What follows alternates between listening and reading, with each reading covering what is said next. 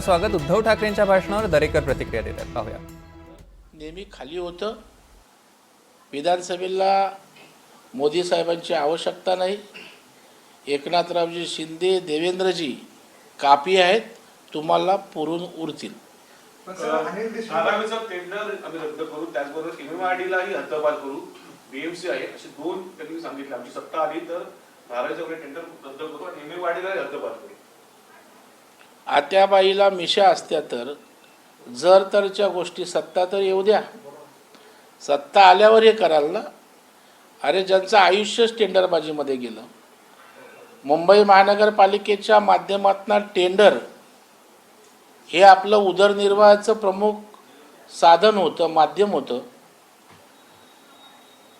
राज्याचं सरकार मुख्यमंत्री म्हणून काम करत असता कोविडच्या टेंडरमध्ये पण घोटाळा केलात. प्रेतावरची जी बॉडी बॅग असते त्याच्यात घोटाळा केलात. कोविडची जी सेंटर्स असतील त्याच्यात घोटाळा केलात. आणि त्याच्यावर टेंडरचा तुम्हाला अभ्यास त्या ठिकाणी नीट आहे आणि त्याच्यामुळे आता तुम्ही धारावीच्या टेंडरचा सखोल अभ्यास केला असेल, परंतु अजून त्या ठिकाणी अभ्यास झाल्यानंतर त्यांच्याकडे अदानी अजून पोचले नसतील किंवा पोचले असतील तर पुरेसं त्यांचं समाधान झालं नसेल, त्यासाठी हा अट्टास उद्धव ठाकरेंचा आहे. त्यांच्याकडे मुस्लिम मत आणि ख्रिश्चन मत माझ्याकडे आहेत असं त्यांनी मान्य केलं. नाही, याचा अर्थ त्याने कुठली लाईन घेतली हे स्पष्ट होतं. परं हिंदुत्ववादी जनता त्यांचा हा माज विधानसभेला उतरवल्याशिवाय राहणार नाही. श्याम मानव असतील, अनिल देशमुख असतील, उद्धव ठाकरे असतील किंवा जरांगे पाटील असतील, सातत्यानं देवेंद्र फडणवीसांवरती टीका करतायत. कुठेतरी या टीकेमागे नेमकं काय हेतू काय असं वाटतं? हे बघा, फळं येणाऱ्या झाडावरच लोक दगड मारत असतात. वांजोट्या झाडावर कोणी दगड मारत नसतं. आता जे कोण वांजोटे असतील त्यांच्यावर ना दगड मारत कोण टीका करत. त्याच्यामुळे देवेंद्र फडणवीस हे महाराष्ट्रातले सर्वाधिक लोकप्रिय नेते आहेत. कामाचा आवाका वकूफ त्यांचा प्रचंड आहे. महाराष्ट्राचे सर्वे सर्वा त्रिकालाबाधित आम्ही नेते आहोत असं ज्यांना वाटत होतं त्यांना त्या ठिकाणी जागेवर बसवण्याचं काम त्यांनी त्या ठिकाणी केलं. महाराष्ट्रातले जे जे नेते प्रस्थापित आहेत त्यांना त्यांच्या जागा दाखवत सर्वसामान्यांसाठी काम केलं आणि म्हणून राज्यामध्ये लोकप्रियता त्यांच्या बाजूने आहे. आणि त्यातनंच या ठिकाणी वैफल्यातनं, हतबलतेनं, किंबहुना देवेंद्रजींचा मत्सर म्हणून अशा प्रकारची संपवण्याची, उकडून टाकण्याची भाषा सर्व लोक करतायत.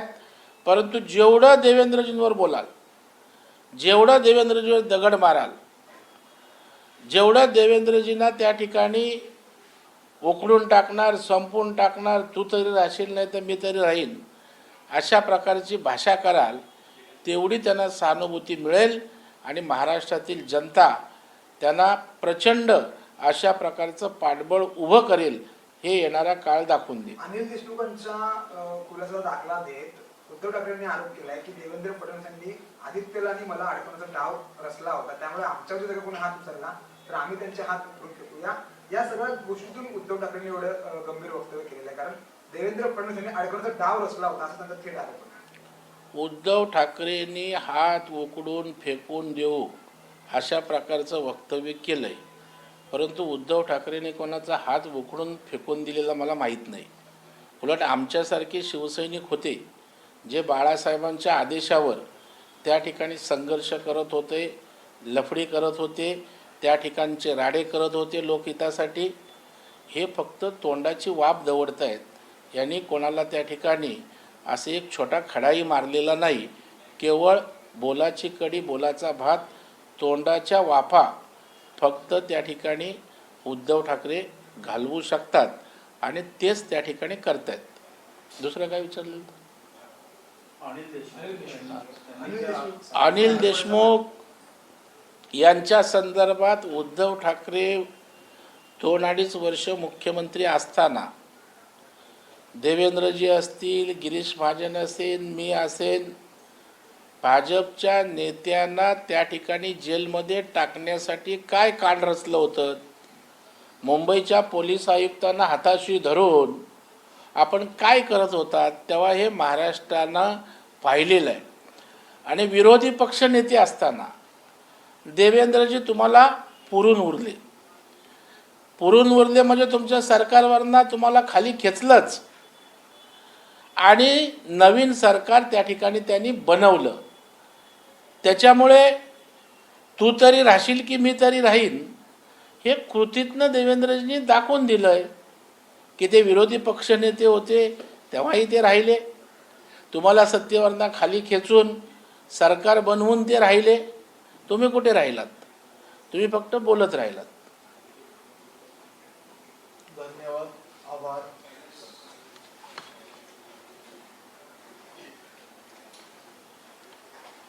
कोरम झालाय का बघ मीटिंगचं? तर उद्धव ठाकरेंच्या टीकेला दरेकरांनी उत्तर दिले आहे. भाजपच्या नेत्यांना जेलमध्ये टाकण्याचा डाव होता असं त्यांनी म्हटलंय आणि उद्धव ठाकरे म्हणजे बोलाचीच कडी आणि बोलाचाच भात असल्याचं देखील त्यांनी टीका केली आहे. त्यांचं संपूर्ण आयुष्य हे टेंडरबाजी करण्यात गेलं आणि येत्या निवडणुकीमध्ये हिंदुत्ववादी जनता त्यांचा माज उतरवेल असं देखील दरेकरांनी